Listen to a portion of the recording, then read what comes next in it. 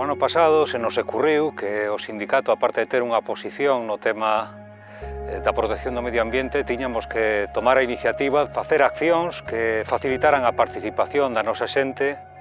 Dende o mes de setembro do ano pasado hasta xaneiro, por cada novo afiliado, nos comprometíamos a reforestar cunha especie autóctona.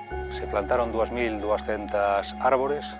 Unha das grandes mermas que tuvemos estes anos foi a pérdida de superficie poboada por especies autóctonas, pero que ademais sabemos que determinadas especies autóctonas, como pode ser o carballo, é auténtico ouro.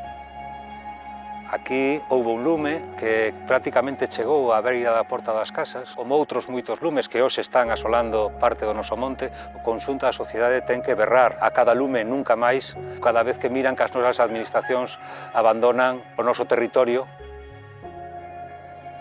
Esta era unha zona que, aparte de sufrir incendios forestais, tamén tiña unha alta presencia de especies que son pirófitas, como é o eucalipto, como é a acacia, e a nosa intención pois era introducir especies que foran favorecedoras deste cambio que debe darse tanto neste sitio como en moitísimos sitios de Galicia.